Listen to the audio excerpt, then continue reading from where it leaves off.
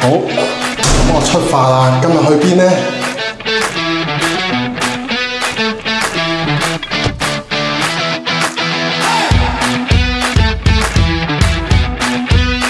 ？Hello， 各位朋友，今日咧我由屋企出發，一路向北。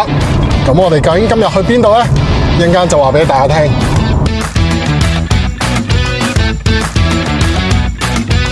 Hello， 各位，我到啦。咁呢度係邊度呢？就係廣州啦。咁我今日咧就喺屋企中山嘅屋企啊。咁跟住就揸咗大概個零鐘頭啦，上嚟廣州。咁上嚟廣州做啲咩呢？而家咧就揾地方行下，醫下個肚先。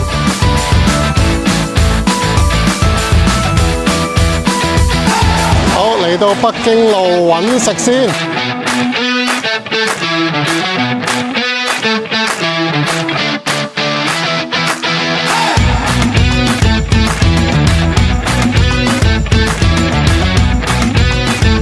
咁我哋今日咧嚟到去廣州啊！咁其實今晚咧，阿家英哥同阿姐咧就有一個嘅演唱會喺呢個廣州中山紀念堂啊！咁所以我哋一陣間咧就會去睇佢表演啊！今晚有 show， 咁希望阿家英哥同阿姐 good show good show。我哋嚟到現場啦！哇，呢個環境好靚啊！俾大家睇一睇先。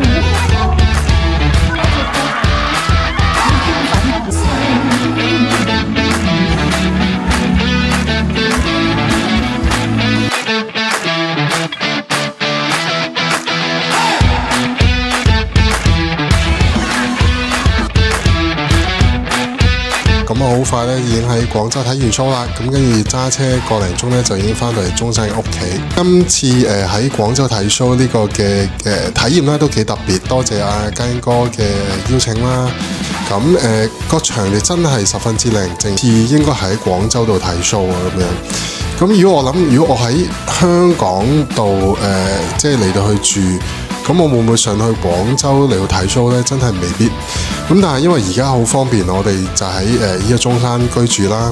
咁其實中山咧，我發現咧係另一個中心點啊。咁同大家分享一下。咁我中山其實無論係上廣州啦，去佛山啦，去東莞啦，順德啦。落翻嚟中山、珠海或者翻香港呢，其實都大概係1個鐘或者頂晒籠1個鐘鬆一啲嘅時間。當如果喺中山度居住生活嘅時候，近嘅咁當然可以喺中山或者可能珠海吃喝玩樂娛樂消閒嘅，其實都已經有啦。咁但係如果可能揸遠少少去到順德，咁我哋都中意去順德嘅美食咁樣。